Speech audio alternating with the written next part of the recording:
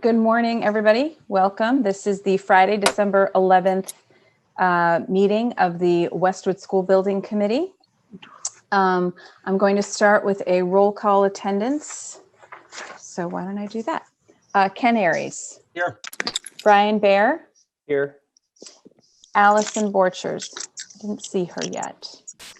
Okay. Chris Coleman. Here. Sarah Cronin. Here. Yeah. John Cummings. Here. Charlie Donahue. Here. Pam Hold on. Dukeman. Here. Mary Kate Pereira. Here. Jen Flanders. Here. Abby Hanscom. Here. Nancy Hyde. Here. Welcoming back Lema Jean-Baptiste. Lema, are you here? Here. Happy to be back. Welcome back and congratulations. We're all thrilled for you. Thank you. It's great to be back. Josepha Chowdy, I didn't see her enter yet. So Carol Lewis. Here. Michelle Miller. Here. Tony Mullen. Here. Emily Parks. Here. And Amanda Phillips. Here. All right, great. Just for some reason they call me. I'll be Thank right you back. so much. I don't know how to make it loud. There we go. Okay. Right now, I just need to recognize the live stream to provide real-time public access to the activities of the School Building Committee, available online at www.westwood.k12.ma.us/live. I don't know, /, I don't know, one of those. The meeting is also being recorded for later broadcast on Westwood Media Center's platforms. And as always, we thank our loyal partner, Westwood Media Center, for broadcasting our news to the world. Okay, so we're going to jump right into the chair, subcommittee, and working group reports. The only update I have is that this Tuesday, December 15th, we will be having, the school committee is hosting another community forum. This is to go through the updated schematic design. We're going to give you a little, we're going to talk a little bit about it today, but essentially it's very similar to the design we saw at our last meeting in November. And we're also going to talk through a little bit of the project costs with the community, and it will clearly give the community, which is most important, opportunity for questions, comments, and feedback. So spread the word. We'd love to get a lot of people to attend. It is virtual, 7 p.m., and all the information for logging in is on our website. Okay, so we're going to get right into the discussion items. I think, Rob, if you could start the presentation. I think the agenda for the discussion is in there.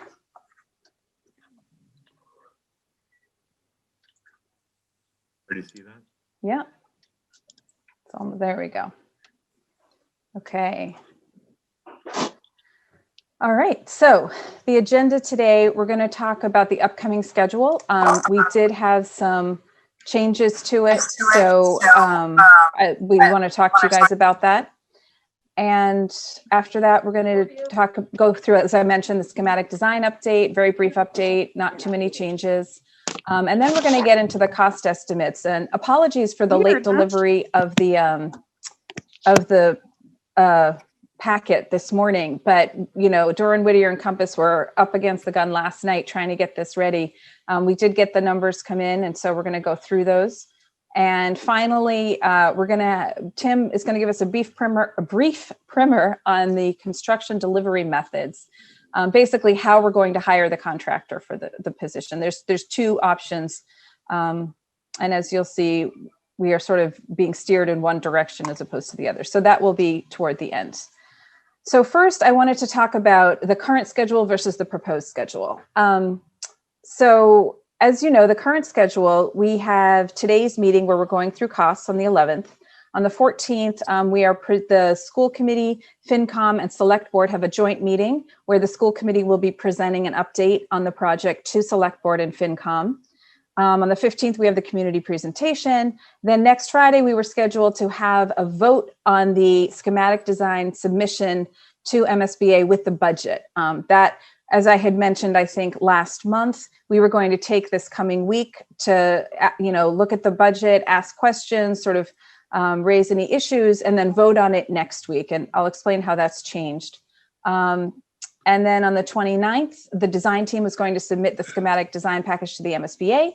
In February, the MSBA was going to vote, and in May and June, we were going to have the town meeting and the ballot vote.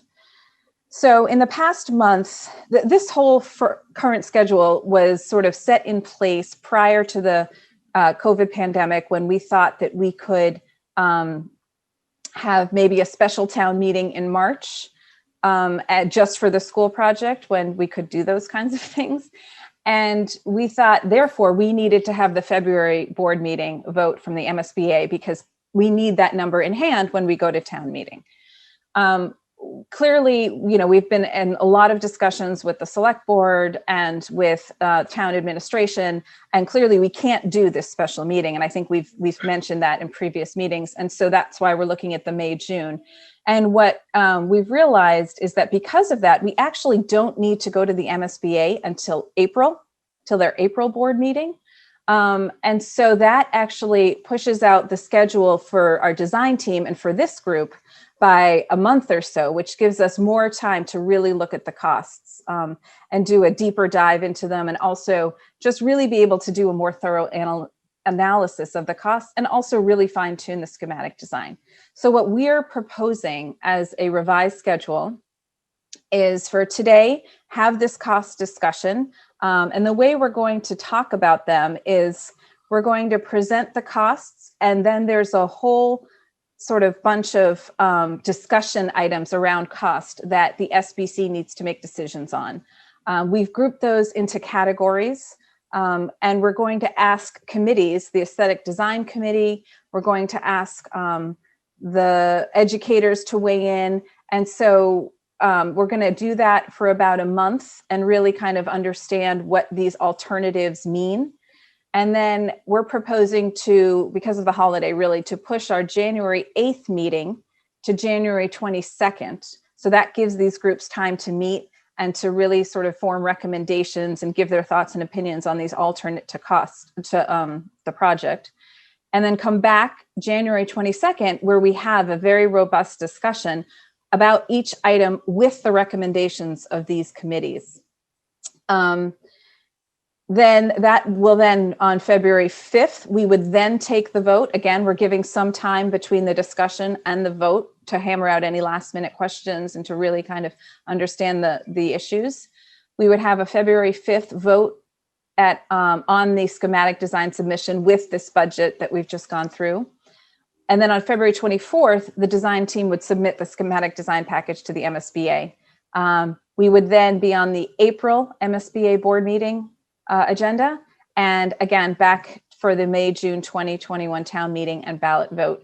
So the town meeting and ballot vote don't move, but what does happen is we just have a lot more time to make sure that we're making the decisions that are best for the project and for the community. So I'm going to pause there and open it up for questions. May, it's Nancy. If we look at the Finance Commission schedule, so I had mentioned at our last meeting that there's meetings between January and the end of March with the Finance Commission, and that's all to lead up to town meeting. So I know the preview of articles, warrant articles that would be on the town meeting overall warrant is on January 26th. It's a Tuesday. And they have two public hearings, the beginning of March and late March. So I want that to be thought of when we look at the April 2021. It's something we can talk about offline, but the MSBA board meeting I don't know if that impacts at all what the Finance Commission needs to do at its March meetings. So they have to. Yeah, that's a really good point, Nancy. Tim, I'm going to ask you, I know we will have sort of our own estimate of what the MSBA number will be, and clearly it won't be final until they vote in April. But how does this FinCom schedule jive with the April MSBA board meeting? Typically, it isn't related. I mean, there's no particular connection. What's big is that we will be submitting the budget on the 5th of February. And once we submit it, that's the budget that they'll be that they'll be processing through their systems. The board meeting in April is really, all the work gets done before that with the staff, and the board meeting is largely a rubber stamp. They wouldn't put something on the board that wasn't, advancing properly. So really the number that we give them in February is going to be what they'll be processing through their system. Okay. So I don't think it doesn't matter with the finance committee. I get, beyond the fact if they somehow reject, objected to the project would be a concern more politically than anything, really. I mean, yeah, it's not a. That's what I was hoping you would say, Tim, that it's essentially final. But I do have to ask again, when you look at building project key dates, you've got to look at those. You've got to add the dates in. Oh yeah, no, we process. Yeah, absolutely. Because you don't want to get caught saying, oh no, we wouldn't have done it this way had we paid attention to those dates. So I just remind you of that. So, and we have a call with Jane scheduled. I think it's Monday, Chin. I can't remember. Monday or Tuesday. Yeah, Monday. 9 o'clock. Tuesday, maybe. Tuesday. Oh, no, I'm sorry. Tuesday. You're right. Tuesday, so 9 we are o'clock. going to sort of run all of this through with her as well. But that's why I'm glad we're presenting it here. So, Excuse me, Mayor, yeah. this is Chris. How are you? Good. How are you, Chris? Good. Just wanted to remind the school committee that there is still a step regarding the ballot question. So we need to bring this to the select board and request a ballot, a special election, and also a debt exclusion override. So we need to fit this into the time frame. Also, I just wanted to mention, I did watch the school committee meeting last night, as well as your comment today. There are some options that we can talk about regarding when the special election could actually be held. Okay. I'm happy to discuss them now, but if you want to discuss them offline, happy to do so. Yeah. I think that's a good conversation to have. So why don't we take that offline? Okay. And then we can, sort of get more information. I'll get more information from you and from Nancy, and then we can kind of regroup. Okay. And when, All right. when do we get the reimbursement rate? Is that in April? Well, so I think that we're going to submit, I think Doran, Whittier and Compass are going to give us what they believe is the reimbursement rate. Is that right, Tim, in February? Yeah, we will be getting to you, not today, but we will be getting to you probably on that 22nd, once the final numbers are kind of done. We'll get you our version of what we think the reimbursement will be, because there is that's what some of this sort of process I mentioned is getting through that. But we'll get a good we know enough about what it should be. I mean, it won't matter. It won't change. It's the amount won't change significantly. It's not really around the rate. It's more around what is eligible for reimbursement. Thank you. So I think, just to kind of sum up, I think that we will have, by February 5th, when we submit the SD submission, we should have a good sense of what the MSBA reimbursement rate is, enough to move forward, right? And confidence in that number. Yes. Okay. Are there any other questions or comments? Just to highlight your calendars. So that means that next Friday we will not have a meeting. And that in January, we will be moving the January 8th meeting to January 22nd. Does anyone have any problems with that? Anybody want next week's meeting? Probably not. I may have a conflict on the 22nd. I have to look into the schedule a little bit more. Okay. All right. Well, let us know. And then, and yeah, so that's what we're proposing as the schedule. So if there's any other questions that come up later, just let me know, but we're going to move forward with that, hopefully. And then if you're on a committee, we'll be contacting you to get in touch. So, okay, moving on. So now I think I'm going to turn this over to Rob. He's going to do sort of a high level review of the schematic design so far. And then we're going to get into the costs. Yeah. So just a few slides. You all saw these at the last meeting in November. Just as a kind of refresher, there are more slides in that presentation. If anyone is interested in going back to the November School Building Committee meeting. But this is an overview image rendering of the whole building. This is a view coming up the Parent Drive, the drop-off area. The site plan, everyone has seen this a number of times up to this point. One of the things that we'd like to highlight is a revision to this area right here. After some continued discussions with the police and fire chief, they feel pretty strongly that an extension to the fire lane is really desired to extend from this area over to the service drive over here. So we've incorporated that into a sketch, which we had cost estimated, so that we can get a number for that. So this is the previous layout of the site on this section of the building. Here we had a hard surface play area and turnaround area for service or emergency vehicles to turn around and go back out the drive.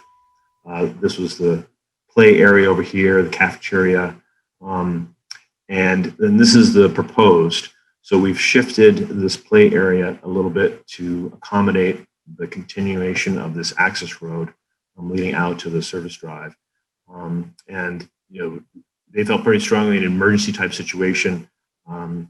This is very helpful for them to, you know, continue on and work around emergency vehicles, continue to have another access out of that backside of the building.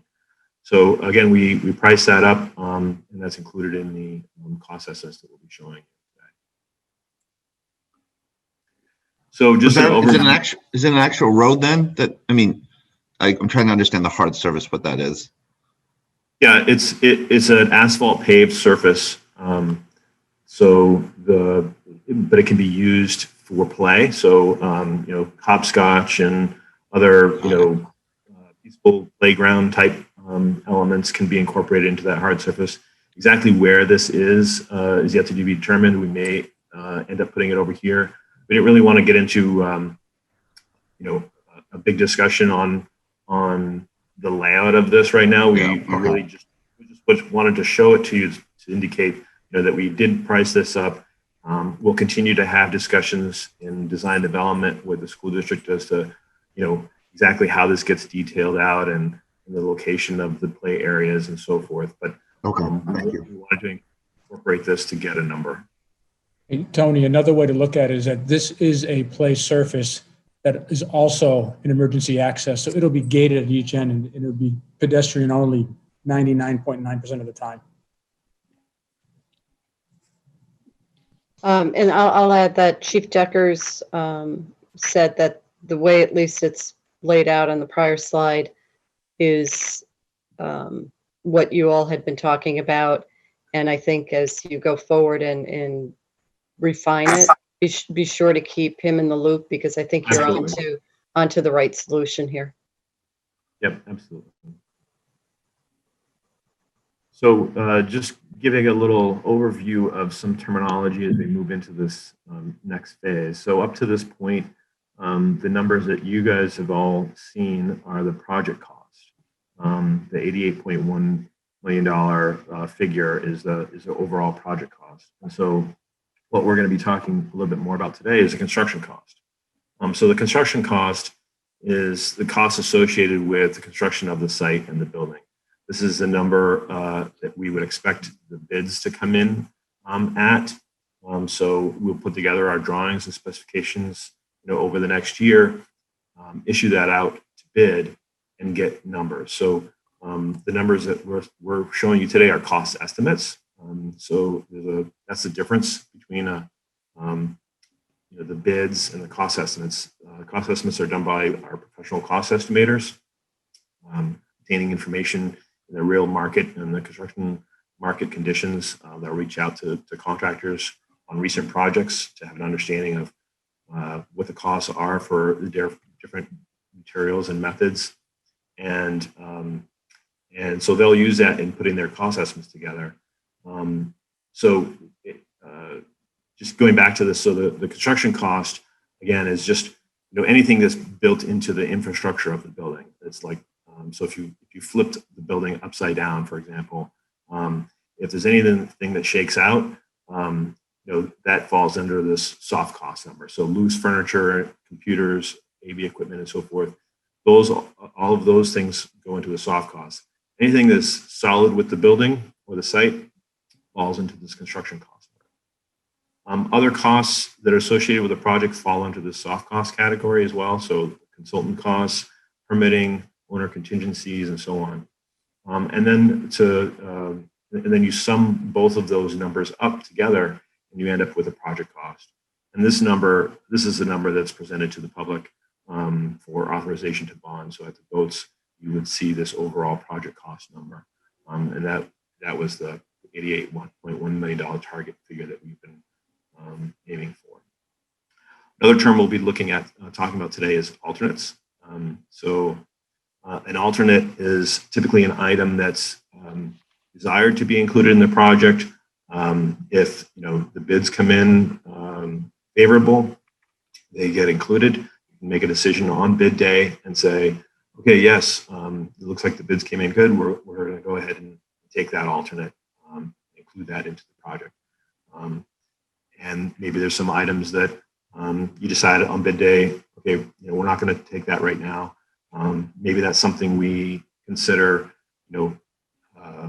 towards the end of the project when we see where things stand in terms of, if there's any contingencies left over or and so forth. You may decide to add it back in at a later point in time, or it just stays out of the project altogether. There are some things that make sense to be included, or decisions to be made early on on bid day, where it gets integrated into the building, and you want to make that decision on bid day because it's part of the early part of construction. Other things like maybe site work that's done towards the end of the job, you may have a little more flexibility in making decisions. So that's kind of an overview of that. Does anybody have any questions on these terms or anything that I just mentioned? Okay. Rob, it's Nancy. I have a question. The items that can go into alternates, there's certain ones that would be allowed to go in, right? Can you comment on that? It's not, you can't make everything an alternate. There are only certain things you can, if I recall. Yeah. We don't want an extensive list of alternates. We really want to make the list of alternates simple and easy to incorporate. And they're generally kind of larger packages rather than line item cafeteria list.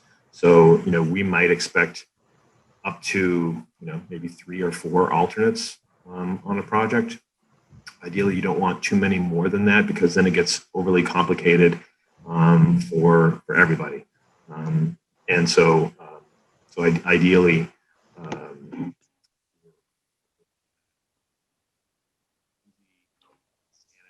Oh, we lost you, Rob. Your voice cut out. Can you hear me now? Yeah. We're just looking for easy, manageable, items that can be packaged together easily. I think another point to make about alternates is that when you decide what's going to be an alternate, you need to prioritize them, right? Put them in a certain order. And then once you establish that order, that's the order in which the contractor will implement them. So we're going to have to, you have to give some thought as to the order that you put these alternates in. Rob, this is Brian. Can we, in the bid documents, can you specify or outline the date by which they'd have to be chosen so that is not driven by the contractor? You basically want to make the decision on bid day. So, when the bids come in, you'll sit and review them in relation to what the budget is, and then make decisions over that 2 or 3 week period time that you obtain the bids and you sign the contract, that you want to make a decision as to which alternates are accepted and incorporated into the contract. Right. I thought you mentioned, though, there could be some that could be held till later, like regarding later site work or something. Right. I mean, like, for example, if there's site work items, since those are done towards the end of the project, you may decide, okay, we're not going to take this alternate now, but then later on, let's say halfway or 3/4 of the way through the project, you decide, okay, it looks like, you know, we've gone through a lot of the unforeseen conditions. You know, this is the amount of money we've got left. You'll issue a change order to the contractor. That price may or may not be the same as it was on bid day. That's a little bit of the risk, I guess, of, you know, holding off until later. But you do have the benefit of making that, you know, decision later on for something that gets added later on in the project. It would become a change order, basically.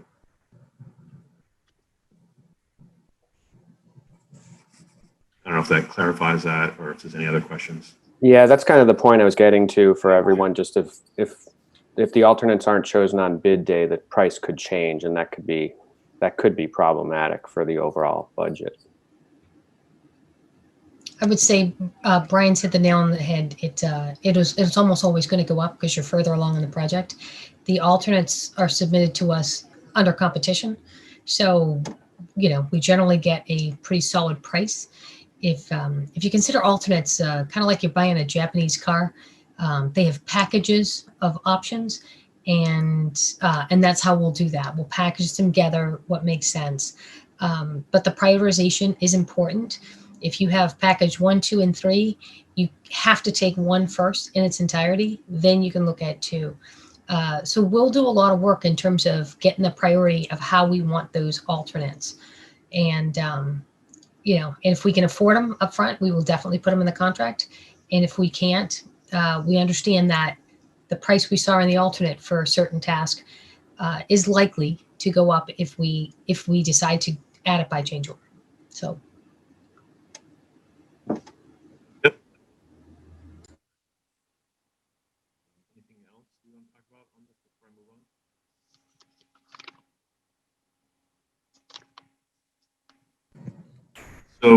So this slide is from the last school building committee meeting in November, just as a refresher. So we had been targeting the $88.1 million project cost. From that original project, we had removed there was a 7B7 soccer field. We still have the 11B11, but this was this extra soccer field we were trying to fit into the site. So that was removed. Items that were added since then was the UBC for the HVAC system, which was decided to put that in as an alternate. Natural gas emergency generator was a little bit more expensive than the biodiesel. We've integrated the radon mitigation system into the cost estimates. Project schedule was extended, the access road extension, and the amount of ledge removal. So this was our project cost target. This is at the top here is the construction cost target number, soft costs, project cost. So this was our targeted numbers that we were shooting for. We had 2 professional cost estimators, one that was hired by us and one that was hired by Compass to look at the drawings and the specification package that we issued out independently.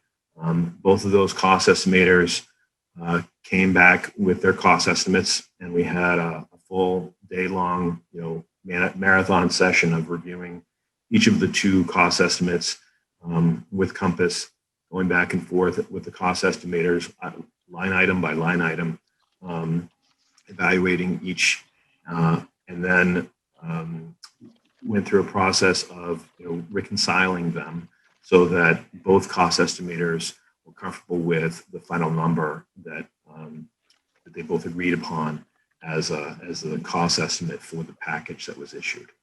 Rob, just to back up a little on the soft costs, that number you got as a percentage of the construction cost, correct?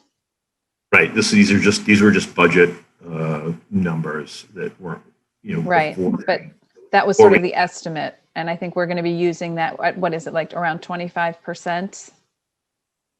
Yeah. And we're gonna, you know, that'll be much more detailed. We know that that's around where it'll end up being, but we'll have much more detail around that. Okay. All right. Thanks. So the reconciled construction cost estimate came in at $71,068,000, which is almost $700,000 above target. So we then spent a marathon day on Tuesday going through a number of value engineering or value management items, many of which we had already prepared ahead of time, but we also prepared a number of additional items for consideration. So we asked the cost estimators to put numbers against those items as well. And so through that process, we developed approximately $2.4 million potential savings. As always, some of these items you might be easy to take, and other ones might need some more consideration. Maybe you don't take them. And so we'll talk about that in a minute. One thing to note about this number is that it does include, these items that I just went over. So it does include the natural gas generator, the radon mitigation. All of these considerations are included in this number here. So overall, it was expected that the number would come in higher than that target because of these additional items. And so now the effort is how do we bring this back down? The other piece. How far apart were the two estimates? Were they like really close, or were they like one was $3 million high and one was $3 million lower? Yeah, there were a couple $1 million apart when we first started off. So there was a fair amount of work we had to do to get to them to come to the middle. So the alternate. As we mentioned, we've got this UVC system, so that's in addition to this base cost. And so the next steps are essentially putting this total dollar amount into 3 different buckets.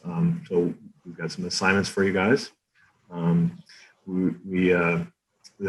plan is to make decisions on which items we should accept, which items we might want to package into an alternate, and which items we might not want to accept. So going into that, so the discussion was, there are some items on the site that seem to make sense for the entire school building committee to really make decisions, because it's a holistic view of the what gets integrated into the project site. So so we felt like these items made sense for the school building committee to review entirely. There are a number of design-related items, particularly exterior of the building, that we've got some some thoughts on and recommendations on. We'd like to take some time to go through and present something to the aesthetics working group and get some feedback, see if our approach makes sense. And then there's some functional use items that we'd like the educators to comment on. Some elements that deal with inside the building. And then there's a couple small items for us to chase down. So breaking this down a little bit further, the school building committee, these are the items. So there's no decisions that are being made today. We're just giving you a little preview for where we're headed. So in terms of the site, we've got reducing trees and plantings by 50%, providing a sloped grass landscape in lieu of the precast units. So we've got this amphitheater element where we're stepping down from the soil anyway, because it's the grade changes there. So we had some precast units integrated into that.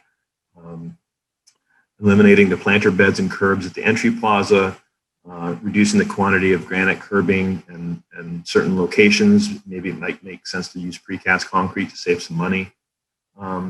Replacing a portion of some concrete sidewalks with asphalt, maybe in the backside of the building, for example. Reducing the amount of overall curbing in general. So those are the items that fall into the site category. Going on to the aesthetics working group, some exterior design related items. The canopy outside the library, does it make sense to reduce that in size a little bit? Or should we consider that as an alternate? It's a standalone item that's separate from the building, really is not impacted by anything else. That's an item that the educators working group is also looking at as it relates to function of the curriculum.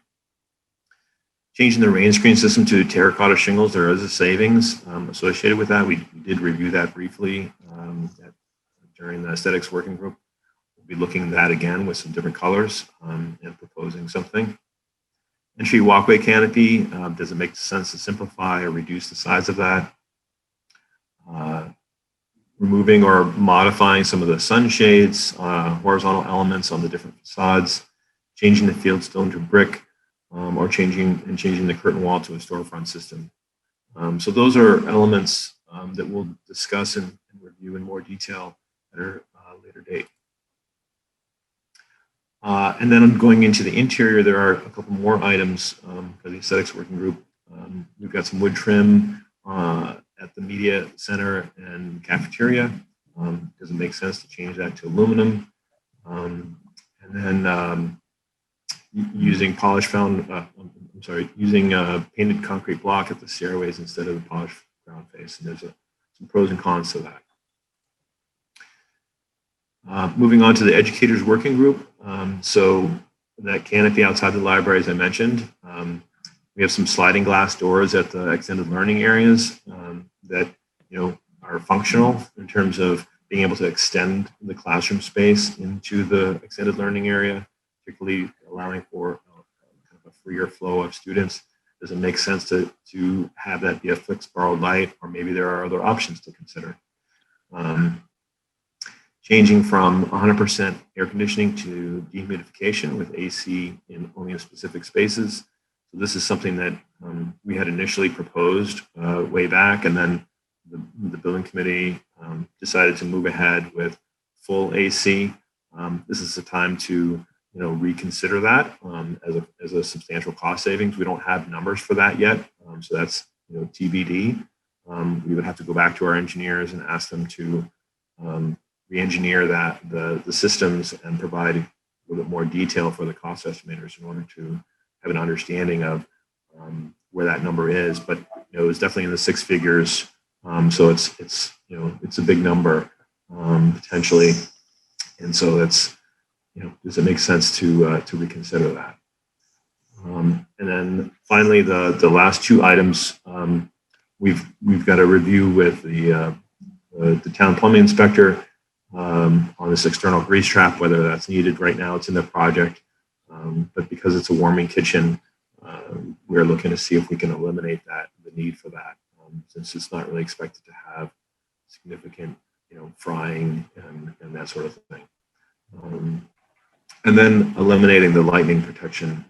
We've got to check in with the school district's insurance policies and see if that's a possibility, if that makes sense or not. So, those are the items. I'll open it up for discussion. If there's any questions, I can go back to any slides that you want to talk about. Rob, can you go back up to the SBC slide?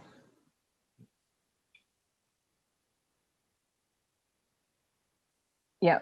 So a couple thoughts. First, I think we might want to have the educators weigh in on the amphitheater, just because they're the ones who would either use it or not use it. And I know that in other schools that we've been to, when we were touring, we talked to some people about the amphitheater, and it turned out that nobody was actually ever using it. And I'd like to understand what the educators think about that. So if you can add that to their list, I think that would be helpful.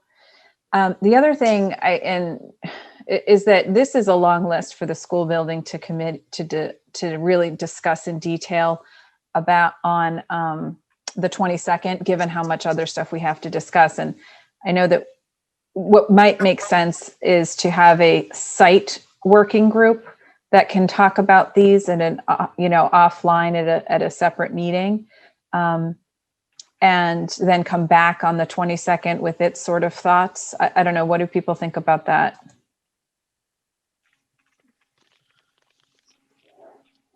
Anyone? Tim, what do you think about that? Well, as I think as you pointed out, it's a list. So either we need to have that separate group and kind of treat it like the aesthetics working group, or the other ones. Basically, they work kind of offline and come back on the 22nd with a recommendation. Or we would need to probably have another school building committee meeting, or dedicate that 22nd meeting and have to take a chunk of it to really walk through these issues as if, in much more detail than we would say other ones that have already been vetted by those working groups. So my mind, I think it would be better if you could have a working group that people were comfortable with, that could make a recommendation and kind of put it in the same treatment as we are the previous stuff. But like I said, we could easily do it on the 22nd. We just need to make sure we take, a period of time dedicated to these issues, along with all the other business we're doing. We're submitting on the 5th of February, so that's why it's important. Right. Okay. Is there anyone willing to be on the site working group? I am. John? Okay, I would be, Maya, Brian. great. I would be willing as well. It's Mary Kate. And I agree. I think it's important to do this separately because it seems like a lot of items to discuss that can kind of be up for debate. So I feel like it can save time to have that discussion aside Exactly. and then bring it. Exactly. Throw me on there as well. Okay. And I'll raise my hand as well. Nancy? Anyone else? I can do I'll it. join. This is Jen. Jen? And did I hear Tony? Yeah. Okay. Maya, Anyone is there else? any way you can get the input from the teachers, like on the parts that you were saying? Do we really need the canopy? Would they like the canopy? Do they want to have the amphitheater? Yeah, so Emily, I don't know when you're hoping to talk to the educators, but maybe we could coordinate it so that you speak to them before we have the site committee. Yeah, absolutely. So I will get right on that and Great. we'll try to do that in the next few days. Also, one of these, I think might be maybe a district decision or a school committee decision. The planter beds, that was discussed as that was a security measure, I believe, if Rob could weigh in on that. Yeah, so we've got to retain some of the granite benches or planter curbs along that kind of entry area. Got some already, incorporated into the base. It's not included in this, but we just need to make sure we have enough to address that, which we think that we do. So anything that we're eliminating here would not affect the security function. I mean, I can't promise that 100% because we've kind of been taking a arbitrary approach to what was it, 50%? How much do we hold on to? So we'll take a closer look at it, and then Rob, you will have to reallocate the rest of the granite. So that I think it's probably doable, but it will take some work to get there. I just think the point is that the security issue, I think, is, I'm not sure if that's a district decision or school committee decision. It seems like a larger decision. we would make sure that we address that so that there is not a possibility for cars to enter through there. So when we present this to the site group, we will show, that we've got that integrated, and then whatever's remaining in terms of planter curbs or granite benches that are outside of that, are up for discussion. Excuse me, Rob, this is Chris. Would you be able to go back to the slide that shows the playing fields? Please.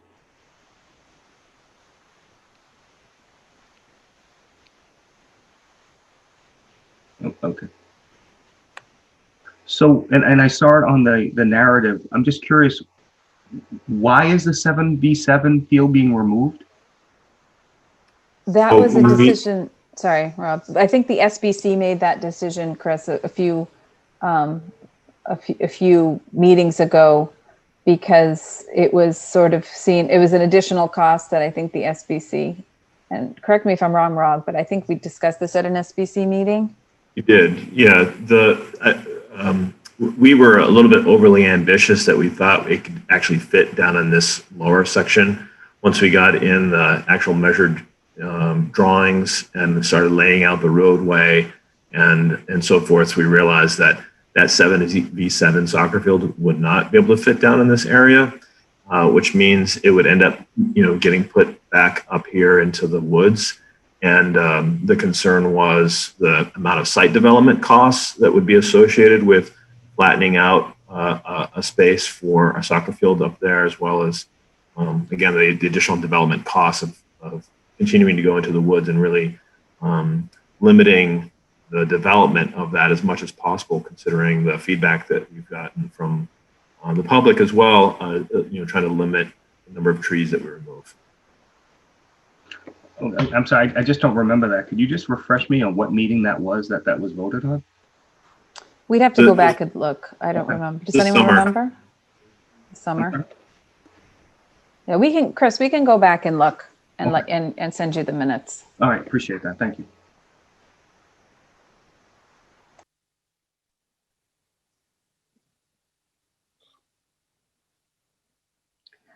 All right, any other comments?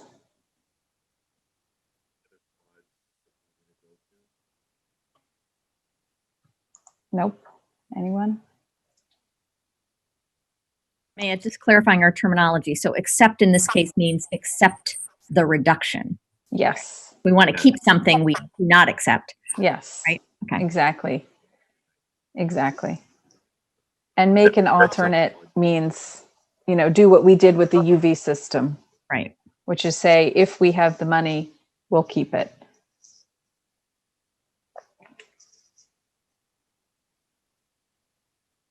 Okay, so the plan is for these, Maya, you'll set up some of these sub meetings for these other groups. Yep. We will do that. Move on to the next. One other question. So the question about the air conditioning is on the list for the educators working group, which, I think we really do need to discuss. I'm just trying to remember, was that also something that the sustainability subcommittee took a look at? And would we want to with them? Yeah, so the sustainability subcommittee did discuss it in the context of the HVAC system. I don't know if we we didn't vote. I don't know if we made a recommendation one way or the other. Does anyone on that subcommittee remember if we actually made a the school building committee as a whole, we said that we thought that we should go with the whole system, and there was nobody dissenting at the time. Yeah. To have AC for everyone, because it gets used all summer long by everybody. Right. So we can certainly, if the sustainability subcommittee wants to convene to discuss that issue, we can certainly do that. Is there any interest from that subcommittee to do that? The other option is that we just kind of discuss it when, we discuss it as the SBC. Right. Well, I mean, I think the educator working group will meet soon. Yeah. And so maybe it makes most sense to have that discussion first, just to sort of get a sense of, how we function and whether or not we think that's important, and then see where we are. Okay. Yeah. This is Brian. I that seems to be largely a programming decision. That's really important to, that the programming drives that decision, because if we just cut the cost and then it doesn't fit in with the programming and summer use, that could be something that it's regretted later. Right. Brian, I think that's a good point. I had the same question because I thought we had a discussion on that AC, and it wasn't a nice to have. It was, this is how the school is used. And so that year-round AC really gets to be a requirement for how we use the building. And so maybe as we go through these, we really need to pay attention to marking them as this is a nice to have. We'd really like The amphitheater is a nice to have, but if we need it to deliver our educational plan, then that makes a difference. But that's why that year-round AC really stuck in my head is at one of these meetings, that was part of the discussion of how we use the building. So I think we really need to distinguish between those as we're going through these potential options. Yeah, and if I recall, there was also some discussion, I think maybe it was Lemma too, saying that, there's probably unforeseen uses in the future that will be important because, once there's a new building, there's going to be more viewing towards using it in the summer than there is now. I recall the same thing, Brian. I thought we had agreed to go AC just to give us the flexibility to move things around once the building is up and running. Yeah, so we definitely did make that decision. I think just given where we are in the budget, we thought it might be worth just having the conversation again and really sort of drill, because there is a possibility to have partial AC and to, for example, air condition an entire wing, right? So all of one kindergarten and first grade classrooms are air conditioned, and maybe that's enough for ESY, or maybe it's not. But I think that's sort of where we're taking just another look at this issue, because the cost savings can be significant. I mean, if we're trying to save, if we're trying to find $700,000, this could go a long way toward that. And if we can still deliver the educational programming with partial AC in the areas that we need it, then, clearly that would be a win. But that's why we need the educators, we need Ken, we need Abby, we need those people to really weigh in on how we use the building, how we anticipate to using the building, because we don't want to set ourselves up for failure. Okay, we'll have a good discussion about that here internally and let you know. If I could add one more thing, and this may be something that Rob takes on, is maybe a ballpark estimate on if we decided to just put AC in one wing full time, just as a generic estimate to a building of this size, what would it take to add air conditioning later? And I think all of us, without looking at any numbers right now, know that number is large. But when we're having that discussion outside this group, that's probably really helpful to explain to folks that if we change our mind later on that is a ginormous bill. Right. So that might be helpful just as a ballpark figure to help explain the point of why, if you want something like that, it's really beneficial right now and not after the fact. Yeah, that's a good point, Michelle. Thank you.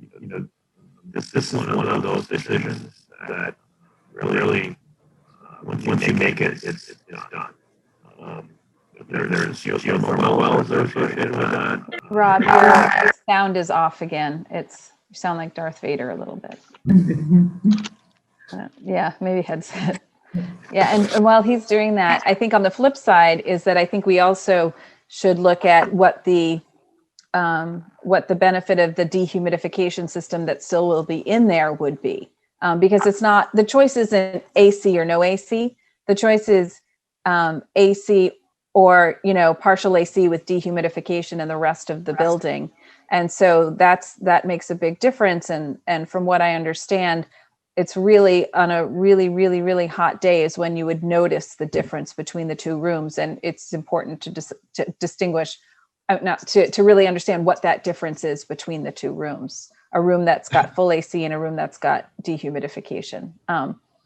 So I think, understanding, yes, it's as Rob was saying, this is a decision we have to make now, because this is not something, to Michelle's point, you can retrofit later or add easily. So it's a big issue. It's a big number.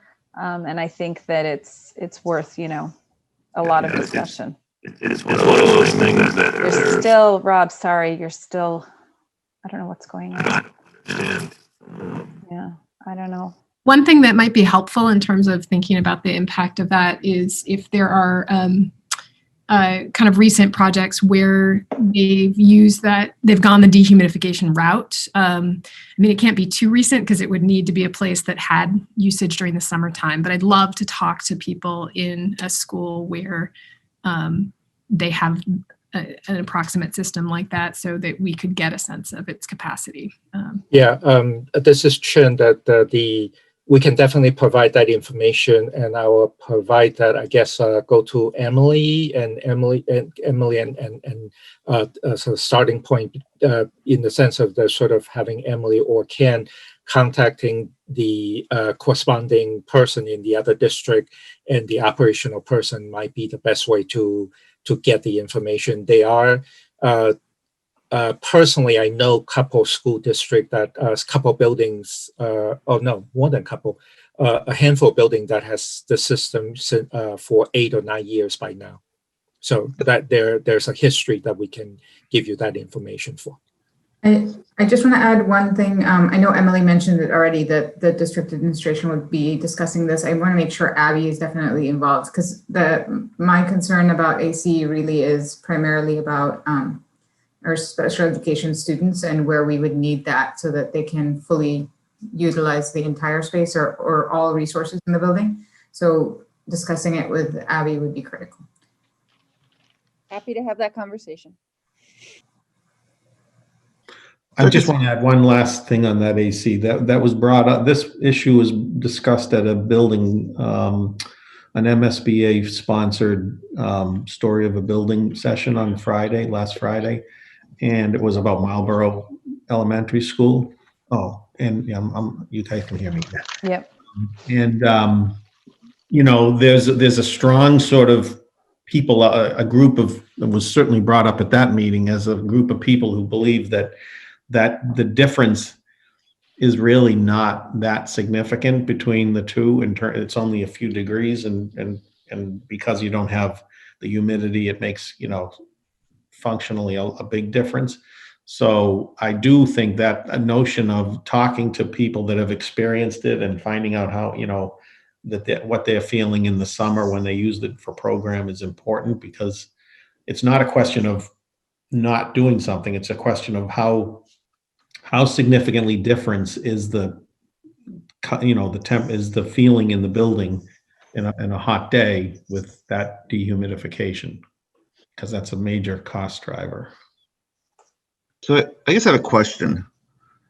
I mean, I find, I guess, this conversation now a little bothersome in that there are a lot of decisions made, right? Like we could revisit net zero. We could revisit all sorts of other decisions. I'm just kind of curious how these were the ones that came up. Like we could open up everything again or not. So I guess what I'd be interested in hearing from Tim or somebody is, how are these the ones selected? Because, we could start opening up all sorts of decisions we made.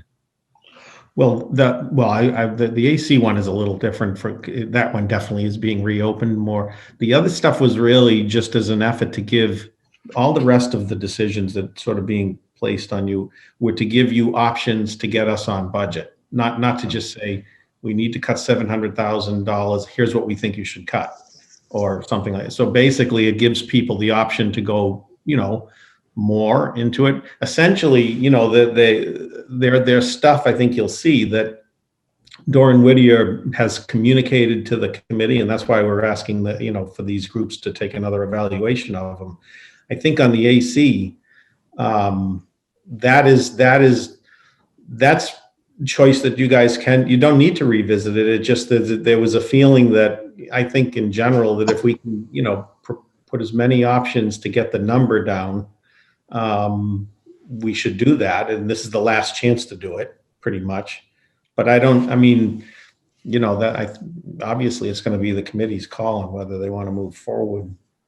I guess my point is, somebody made a decision about what those options are, and is this the complete list of options or not, right? So, and if we're going to revisit decisions, let's just say it. This committee is going to revisit decisions, but I think we should be pretty transparent about that. Yeah, I think this is the only one, Tony. This is the only one. And this one is sort of coming from the district a little bit, in the sense that, once we saw the numbers and that we were higher than we wanted to be, this was sort of taking, the district is sort of saying, wait a minute, this is really a programming decision, right? The AC, and do we really need to, do we need this for the programming? And I think that's why this particular one came up. If this group today decides we don't even want to look at it, we'll take it off the list. I have no problem doing that. Go ahead. I was just going to say, Tony, I mean, I'll take responsibility for this during our, weekly working group when we were looking at this. All it is, and I didn't mean to open up a hornet's nest here. I think we just need to have one more discussion to cross-check this item. It's a big ticket item, and we may have that discussion and say, yep, we definitely need it for the educational program. I just felt like we had a responsibility to make sure that we have one more conversation about it. We did talk about it at the SBC. I have to be honest that I don't think we ever sat down as a educator working group and really talked about it together. So I just want to make sure, in fairness, we have a really good discussion about it. Okay, thank you. Yeah. And Emily, I would add that by having the discussion, I think the question will come up. And I think having the added discussion, whichever way the direction goes on it, will lend credibility to the overall proposal. I think eventually when these things go to town vote, it's important to for voters to understand that, this is why this is being done. And if we do it, this allows us to have all these opportunities. And if we don't do this, it limits us in certain ways. So I think that's important for voters to understand when they see issues like this and others.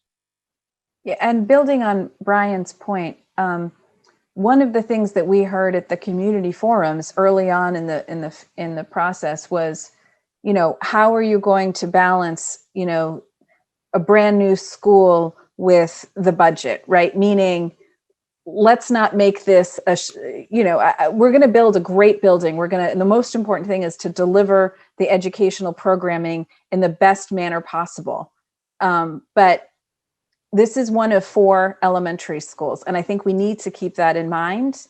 And especially as we make some of these decisions, I'm very conscious of parity. And I know that this is going to be a beautiful new school, but some of these decisions, might be, you might do something if this were your only high school as opposed to one of 4 elementary schools. So I'd like to kind of keep that in mind, and just when we're having these conversations, this is going to be a beautiful school. It's going to be a state-of-the-art school, but it's also one of 4 elementary schools, and we have a fiscal responsibility to the community to make sure that the decisions we're making are economically sound.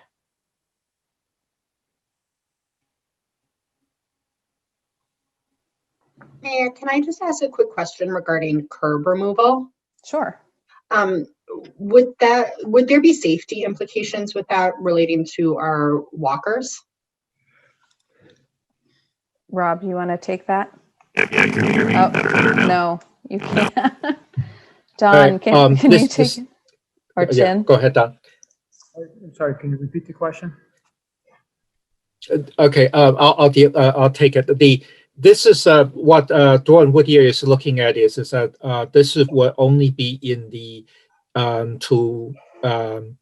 the end of the parking spaces that so that when you head into a parking space, do you put a curb there, or do we put a wood guardrail there? And in any event that it does not, we do not see it as that it will have any impact up to the safety of the walkers, and that's what they're proposing. Yeah, and I think it's also, just to be clear, and I think whoever's reviewing this will see that it's not all of the parking spaces. It's just certain selected ones where you can just save a little money. Instead of putting sort of a granite curb, you would put just a wood railing and still have the barrier, but it wouldn't be as expensive. But it would not affect the sidewalks. Thank you. Yeah, this is Brian. You mentioned parity, and it's one of 4 elementary schools, but wouldn't we want to separate some issues that might be town-wide or district-wide use from that? Yeah, I think so. I mean, I think there's definitely a balancing act here. And, I think that my point was that a lot of times, we sort of get wrapped up in the design and and you want sort of the best of everything. And we're certainly going to do that. But from the start, I've been very conscious of the budget. So to the extent that things like, some of the interior finishes maybe that you would find at a high-end school, we might not need those in this particular instance. So, but you're absolutely right. This is also there's also district-wide, there's community use, and so it's not just for Hanlon, Deerfield. It's going to be, there are items that will benefit the entire community. So absolutely. I have a question. Is there thought that we'll bring over some of the existing furniture from the current Hanlon? Would that reduce any of the soft costs if we bring things over? Don or Rob? Yeah, sure. So, No, sorry, yeah, Rob. Rob, yeah, so we have not considered that yet. So the budget is built based upon outfitting a new school with all new furnishings and equipment. Doesn't mean we can't, and we can do that inventory and see if there are some pieces that make sense to bring over to the new school. I mean, remember, we're talking 3 years from now, so the stuff that's there will have another 3 years of use. And when we've tried that in the past, what we've found is that it sounds like a great idea now, but it doesn't work in practice 3 years from now. And some stuff will come over, but it becomes more, not a significant amount that you'd actually change the budget.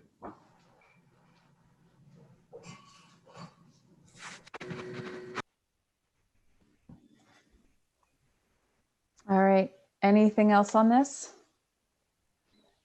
I think we'll plan for January 22nd to be robust and an interesting conversation. I'm looking forward to it, but hopefully, I think that, what I'm hearing from Compass and from Doran Whittier is that they are very sort of, pleased, I would say, with where we are currently. And they feel that we can achieve the target numbers that we wanted easily, given sort of where we are, even though we're over now.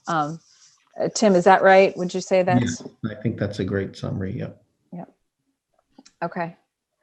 All right. I think we're moving on to the discussion about CM at risk versus traditional design bid build. And just to set this up, Tim's going to give this presentation, but basically there's two paths we can go down when we hire a contractor. One is called CM at risk. CM stands for construction manager. So CM at risk.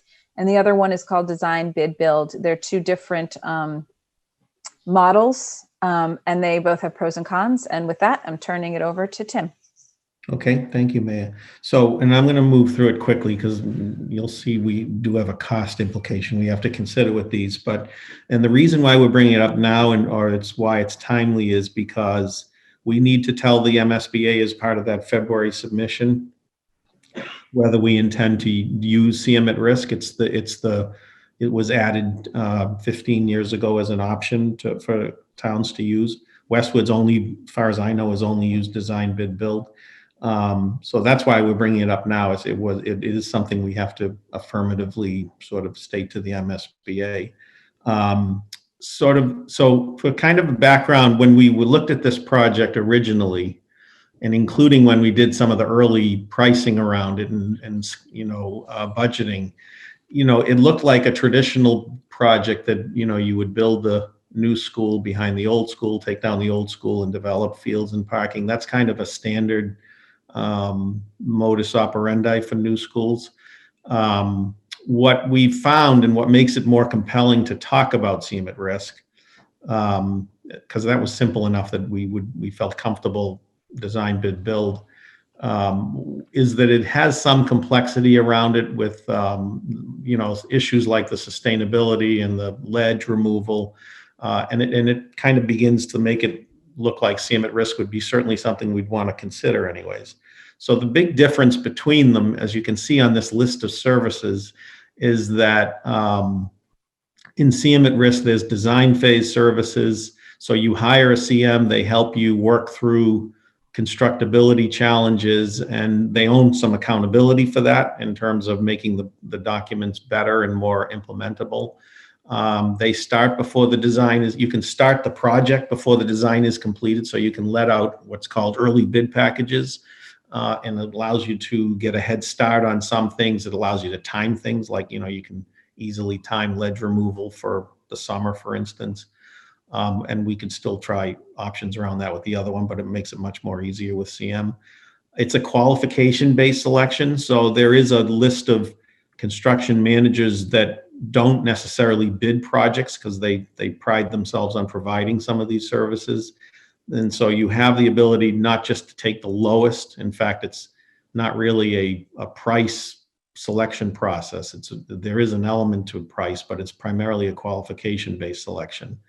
And you negotiate the price later on after you've gone through the design phase in an open book way. So we meaning Compass and Doran Whittier in the town, see all of the subcontractor pricing that goes into making up what's called the guaranteed maximum price, or the GMP.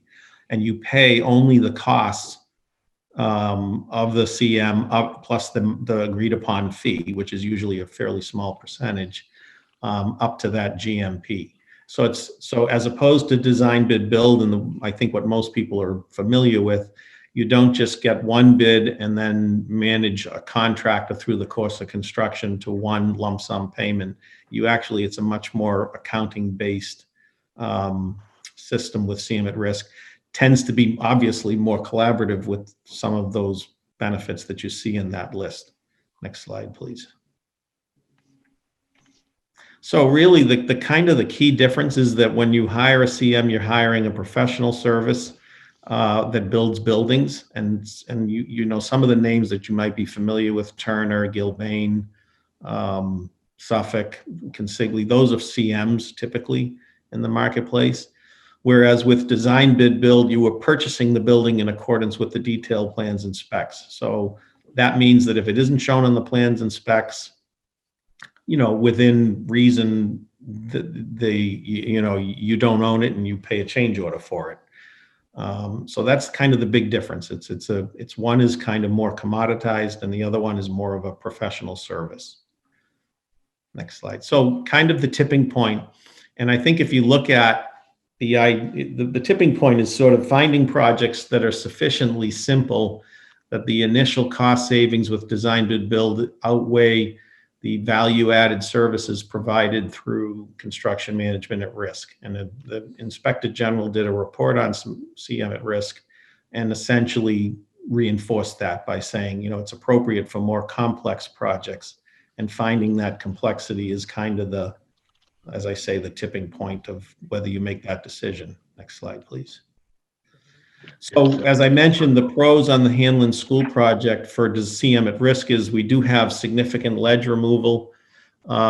We have a demanding energy use requirements, which means we're creating this super insulated building. There's a lot around that sustainability that is going to require a level of attention to that would be beneficial, that a CM would be beneficial with. It's very commonly helpful when you have a very engaged and close neighbor, as we do, because you work through construction impacts ahead of time. And we will do a lot of that even with design bid build, but obviously having the CM helps. And then so those are sort of the pros. And then on design bid build, the biggest pro with design bid build, and we'll talk more about it, is the initial cost. And we'll maybe go to the next slide that deals with that. So there's a lot of debate and subject to interpretation of the cost premium for CM at risk. It's really impossible to quantify it exactly because you don't have a situation where you have exactly the same project that has been bid as exactly the same project that is being done CM at risk. So there's just, you take groups of data and there's been attempts at it, and there is sort of a general consensus, at least by the cost estimators that we use, that it's something between 5 to 7% cost premium in the budget, which, when we're talking $70 million, you can do the math, that's not insignificant. And largely it's made up of, some of the things that we talked about. There's more contingency to deal with some of these things. They tend to have more staff on site. That's what the general conditions and GRs mean on that. More expensive GCs and GRs is more staff and management staff. And they use more selective trade contractors in their subcontractor pool. So the MSBA has done a report. They've actually identified a higher range, just to note, 6.5 to 9%. There is a feeling that you have less change orders, but I think it's pretty clear that they don't make up the total difference. You still have change orders with CM at risk. It's important to know that. You just have probably fewer of them. And so where we stand right now, we met with a small group of the PB Permanent Building Committee representatives a couple of weeks ago, and we talked it through, and they've expressed that preference for CM at risk. We didn't have the numbers in hand at the time, so now we're looking at our budget and saying, do we really have the do we really want to add that premium to it? Do we have the are we going to achieve the cost reductions that it's worth adding it in now? We would have to probably hit all of those cost reductions that we've targeted to be able to consider affording it, at least within the current $88 million budget. So, we're presenting it now today because we do need to, as I said, make it part of the submission on February 5th.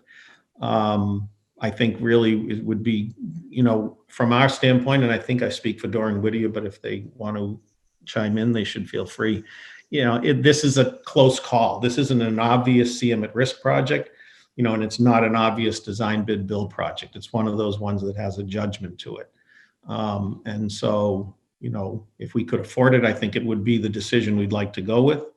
But if we can't afford it, both Dora and Whittier and Compass have done a lot of design bid build projects, and many have been very successful, and Westwood, I think, has a sense of difficult projects with it, but we had a successful one, for instance, on the police station with that contractor as design bid build. So they can be done, well, and we would still pre-qualify the pool of contractors in design bid build so that we don't have contractors, hopefully, that aren't qualified.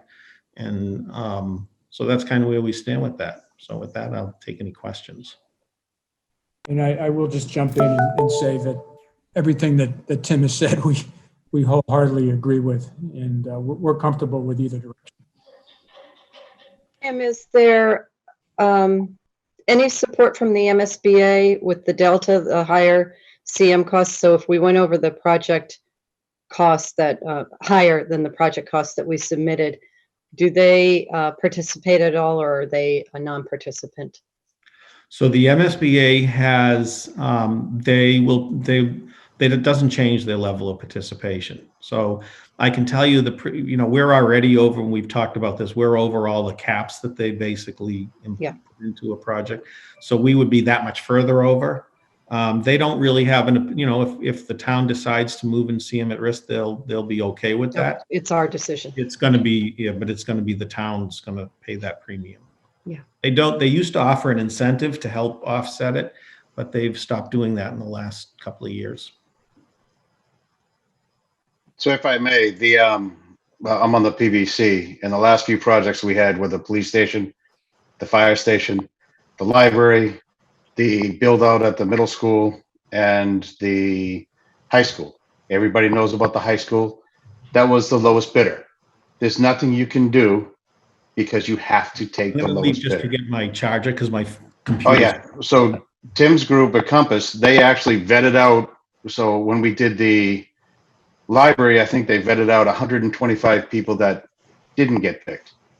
However, we still had the problem with the contractors, and we ended up having to get outside counsel, which is part of the process.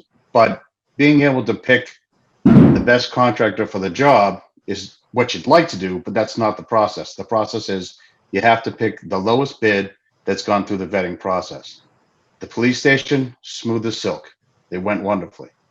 The fire station, It didn't go wonderfully. I mean, they sent in their junior varsity, the guys that poured the concrete, not that hard. They had to do it 3 or 4 different times. And even the foundation guys that came in for the Wentworth Hall, that's been there was 6 months nothing was done because they were arguing about the footings. And so it was being able to get the best people to build the building. You have very much less problems for the construction process. Everything gets done somewhat closer to on time, and there's much less litigation afterwards, which can be more expensive than that percentage. Yeah, I Is that want right, to Tim? John, I want to add to that. The time is a huge factor. And unfortunately, when projects run into issues, it's not only the monetary impact, but it is time. And I think we've learned with all the school projects we've had, going back to Martha Jones, Downey, high school, your windows for delivering completed space are finite. You need to do it when end of summer, so school starts, or over vacation, which is what we did for the high school to transfer from one building into the other. There are very specific windows to move in, so timing is really critical. And we've experienced, unfortunately, with building projects in town with the low bidders, a bit of disregard for deadlines. And I think I would urge us to think through the CM approach so that we could have control of the outcome and delivery time of the building project. I think that's where it becomes really valuable. So I think that, you know, I've worked with CM at risk when I was at MIT. All of the projects they do there are CM at risk. And I think, you know, it's definitely a preferable model from my perspective. The problem is the budget, right? At this point, we can't afford the $5 million, approximate $5 million premium and stay within the $88 million target.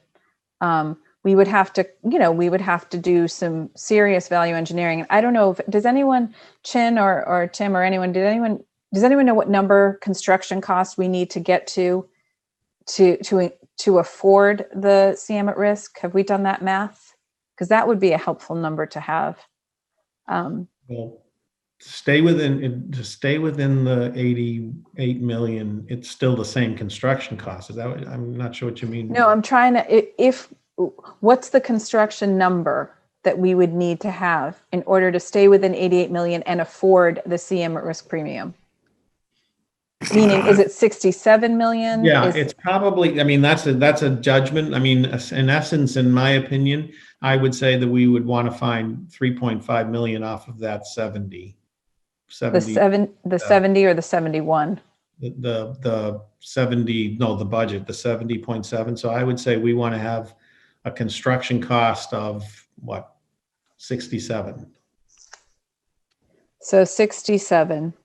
Right now, I mean, I'd be willing to, you know, if Don or Rob or Chin feel differently, but that's kind of my take. We talked to the PBC about a hybrid, what I call a hybrid. It's not really a hybrid. It's actually just an option that's available under the CM legislation, which means that we carry some premium, maybe not the full premium that people might think, but we carry some premium and we hire a CM for the design phase. Under the statute, you have if you don't reach a guaranteed maximum price, you can discontinue working with the CM and then bid it as a regular project.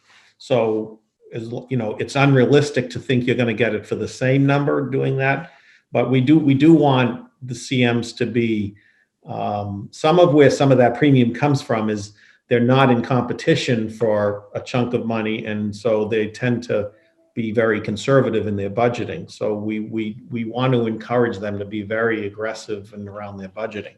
And so, you know, there is that. We've talked with the PBC, and they seemed actually kind of inclined to this, that we would maybe hire them as in the design phase you hire a CM, intend to use the CM, but if we don't come to an agreeable guaranteed maximum price, then we would just bite the bullet and discontinue using them and then bid it.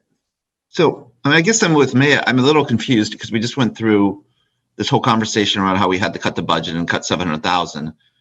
And if I understand it, I don't know the exact numbers. We're adding several more $1 million by using a CM, which maybe it sounds like it'd be great, but I guess I'm a little confused, admittedly. Like what were these budget estimates that we just looked at, and now you want to find another several $1 million?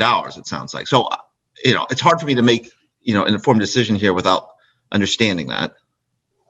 Well, I think that what Tim is saying is that at this point, we can't afford CM at risk, Okay. right, Tim? Right. Right. Yeah, So we can't afford it because we have an $88.1 million budget. We're at $71 million in construction costs, and we need to cut from that just to make the $88 million budget. Okay. So we can't afford CM at risk. If CM at risk is something that this committee feels incredibly strongly we should pursue, then we're going to have to go from $71 million to $67 million in cuts, right? Value engineer basically $4 million out of the project.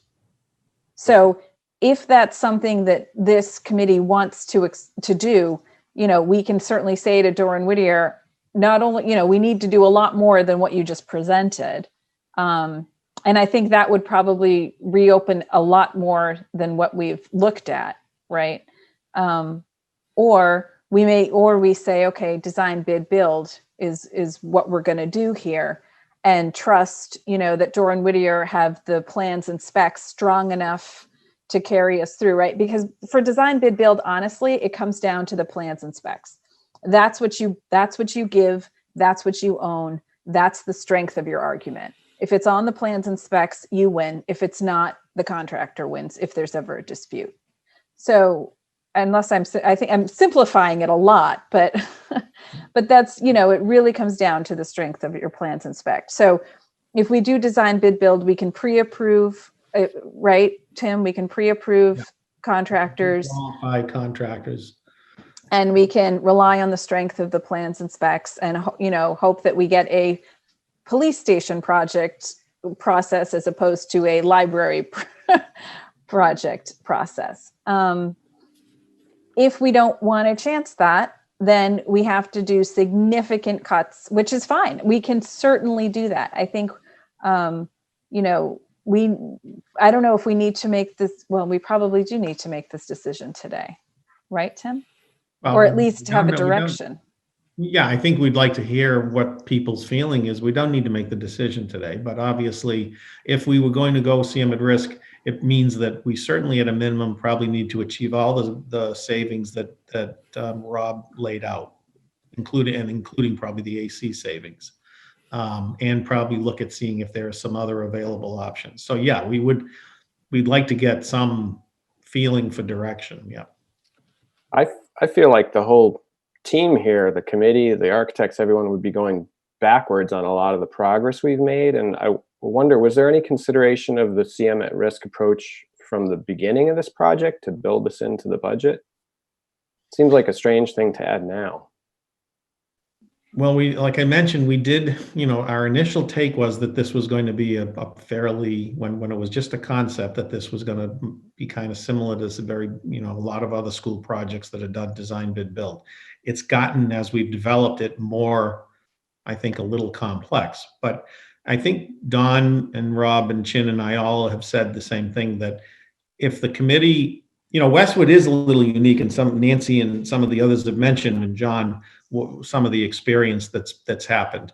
If the committee says they don't want to move forward with making, under that kind of pressure to make those kinds of cuts, we're comfortable moving forward as design, bid, build. I don't want people to get the impression that that's that there's somehow we're nervous about that. This is, we can manage it. We feel pretty comfortably to do that. First of all, we need to have, every project needs to have this conversation to some extent. And this is the time you can decide to add the premium. The budget, the 88 million is not the budget for the project. The budget is whatever we present in the spring. It's the budget we've established as a committee. So I think from we're fine with moving forward as design bid build if that's the take of the committee. I agree with Brian. I think this is the kind of thing that if we were going to do it, we probably should have decided a while back. It's hard to imagine taking that much off the construction cost. As much as I think it would be nice to have the benefit of it, doesn't sound like that's the way we can go now. Hey, Tim, just if you can spitball a couple of the projects that you've done, even just in Westwood, not doing the CMR, what was the cost? The police station was smooth, and Compass came in and helped us out at the library because that was a fiasco, and they did an awesome job. So I have complete confidence, as does the PBC, in Tim and Compass. And Doran Whittier is awesome as well. But sometimes, so we're talking about this, and a lot of people have no idea what would the cost be on the other side. Like, how much longer might it take if you have to, you go over budget that you've seen, just in general? Yeah, I mean, if you take the fire station, John, as an example, which I'll tell you, that was probably the worst project that in the 11 years of Compass. I mean, we haven't had that was by far the worst project. We were able to recover all those costs, if you remember, through liquidated damages. So it wasn't a cost thing. It was a time. It was the time, as Nancy mentioned. It went a year really over the original schedule. So it's very hard to speculate because mostly our design build projects work fine and they finish. They tend to have a little more stress during the course of them, but that the sausage making is a little more difficult, but the actual sausage comes out fine. So I wouldn't want to hazard to say there's a general what that risk would be using it, because I think mostly we would feel comfortable that it'll get completed on time and on budget or under budget. Most of our projects, I think Doran Whittier would say the same, have finished under budget, including design bid build. So I think it's really we're okay if people, and it sounds to me like the sense of the committee is people are not don't want to make that kind of a reach toward getting there. We're fine working with it. But it is important that we bring it up and have the conversation. But we're okay with design bid build. Is my voice better? You're fine. Welcome back, Rob. What you did there, Rob, but I had to sign off and sign back in again. So I would just add, that based on our experiences on past projects with design bid build and understanding the factors that go into a successful project and a non-successful project, there are things that we can implement right from the beginning and additional manpower that we can integrate to keep on top of the schedule and keep on top of the contractors and pre-qualify, for example, contractors that we wouldn't normally pre-qualify. Like we could pre-qualify concrete contractors, for example. That's not a requirement, but we can do that. And there are others, for example, geothermal contractors. We're not required to do that, but we could. And there's other stipulations that we can implement into the process to address some of the shortcomings that are historically there with the design bid build. So we've dealt quite a bit with difficult contractors and know how to handle them. And I've personally worked on a very big elementary school project, design bid build, and had a very successful outcome. So I've been there. Our firm has been there on a large number of projects, and so just giving you a little bit of comfort in that regard. I can say that any pre-qualifications that you can possibly put into any contract with any contractors would make me feel much better. I just want to add a quick comment. We're talking about either finding $5 million to cut from a project that, you know, the group has spent a long time going through, or adding to the budget. And I know Timmy said, you know, we really don't have a fixed budget. It can be what it needs to be. But I do think we're at the upper limit of what the community might accept and vote for. Maya, as you said earlier, this is one elementary school project. It's not kind of a centralized new high school project. So I think, you know, I think we're already at that, pretty much that upper limit of what might be palatable to go forward.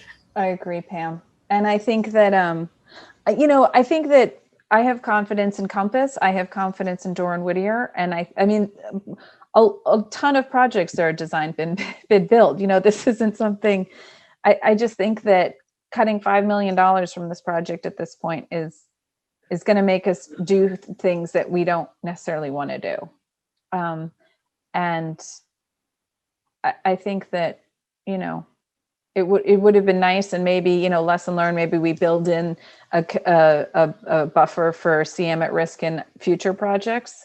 To Tim's point, this didn't seem like it would be a CM at risk project when we started. It seemed there's no phasing involved. There's no moving kids in and out of schools. And you know, it seemed very straightforward, but I think it did get more complex as we moved along. But I think we should, you know, in my opinion, I think we should just kind of move forward with design, bid, build, and just be on top of it and pre-qualify left and right, and see if we can make this go smoothly. Fingers crossed. Otherwise, I'll move out of town. Just to ask the schedule question about schedule. We're now at last month we moved the schedule 6 months. So with both contractor options, would the schedule be shifted at all with CM at risk? Like, we can't shave off 6 months if we choose CM at risk versus design, bid, build? We haven't done a detailed analysis around that. I don't think that, I don't think we would be able to get far enough along in the design to do an effective, no, I don't think we could shave that. I mean, Rob, do you or Don feel, or Chin feel differently over that? Yeah, to take 6 months off the schedule would, you know, severely impact the development of the construction documents. What you'd be doing while you're developing your construction documents, you'd be developing early release packages for a construction manager to do also. So now you're basically doing almost 2 bid packages, and then you're managing that early construction also. So I think while we could do it, it's a lot to ask to try and get that done, to shave 6 months. Right. Could you say, you know, like 2 or 3 months, 3 perhaps? But I think 6 months is 6 months is too difficult, because also that the design development and construction document phase, we still have to follow the MSBA review process, and that sort of has its own schedule that we cannot shorten that any further on that, and then makes it very, very difficult for the designer to cut a whole lot more. And so 6 months, I think, is too aggressive to be able to take out. Okay. A month or 2, maybe. Yeah. All right. I'm conscious of time. We're already 10 minutes over. Does anyone have any final thoughts on this issue? Because we still have some stuff we need to get through. No? Okay. Moving on. Does anyone have any final thoughts at all on the discussion items? This schematic design update, project cost estimates, or the contractor model? Okay. Moving on to action items. The first action is to vote to approve payment of invoices totaling $98,796.06 for the period ending November 30th, 2020. This consists of 2 invoices, one from Compass for $16,443 and the other from Doran Whittier for $82,353.06. Chin, with these invoices, we are still on budget, correct? Yes, the budget has not changed yet. Great, thank you. So can I get a motion to approve these invoices as stated? So moved. Second. All right, I'll do a roll call. Ken, Yes. Brian, Yes. Allison had to drop, Chris, Yes. Sarah, Yes. John, Yes. Charlie, Yes. Pam, Yes. Mary Kate, you're still here? See my- Yes, kind Oh, of great. in and out. Yes, I heard that Okay, one. thanks, Mary Kate. Jen, Yes. Abby, Yes. Nancy, Yes. Lemma, Yes. Josepha is not here. Carol? She had to hop off. Oh, she did. Okay. Michelle? Yes. Tony had to hop off. Emily? I'm a yes, and Allison is here. Oh, Allison? Oh, there you are. Oh, sorry, Yeah, I'm you back. logged back in. Okay. Yes, thanks. Okay, and Amanda? Yes. And I am a yes, so motion is carried. Next motion is a vote to approve the Sustainability Subcommittee meeting minutes of October 22nd, 2020. This needs to first be done by the Sustainability Subcommittee members only. So I need to pull up that list. Hang Excuse on me, one- Mayo. This is Chris. While you do that, I'm sorry. I do have to jump off for a 9:45. Okay. I just want to say I did find that information. Oh, great. So thank you. It's actually in our packet. We're going to be voting on it today. It was at our last meeting on November 6th. So thank you very much for that. Okay, great, perfect. Okay, I don't seem to have the Sustainability Subcommittee members. So, I'd like to make the motion that we accept the minutes, Maya. okay. Second. All right. I think I'm going to have to do this from memory. Brian, Yes. Ken, Yes. Nancy, Yes. who else? I know Tony is on it, but he is not. John's on here. it. John, Yes. That's it. I think that's You. it, right? And Yeah, I you. am a yes. So motion is carried. Thank you for the assist there. All It's right, in the and now minutes. I know. And now we needed a vote by the entire school building committee to accept the Sustainability Subcommittee meeting minutes of October 22nd, 2020. Can I get a motion for that? So moved. Second. All right, Ken, Yes. Brian, Yes. Chris had to step off. Allison, Yes. Sarah, Yes. John, Yes. Charlie, Yes. Pam, Yes. Mary Kate. She's in and out. Jen, Yes. Abby, Yes. Nancy, Yes. Lemma, Yes. Michelle, Yes. Emily, Yes. Amanda, Yes. and I am a yes as well. So that motion is carried. And finally, a vote to approve the school building committee meeting minutes of November 6th, 2020. Can I get a motion for that? So moved. Second. Any discussion? Nope. Okay. Ken, Yes. Brian, Yes. Allison, Yes. Sarah, Yes. John, Yes. Charlie, Yes. Pam, Yes. Mary Kate, Jen, Yes. Abby, Yes. Nancy, Yes. Lemma, Yes. Michelle, Yes. Emily, Yes. Amanda. Yes. I am a yes. Motion is carried. And is there any new business? Nope. Okay. Can I get a motion to adjourn? So moved. Second. All right. Ken, Yes. Brian, Yes. Allison, Yes. Sarah, Yes. John, Yes. Charlie, Yes. Pam, Yes. Mary Kate, Jen, Yes. Abby, Yes. Nancy, Yes. Lemma, Yes. Michelle, Yes. Emily, Yes. Amanda, Yes. and I am a yes. We are adjourned.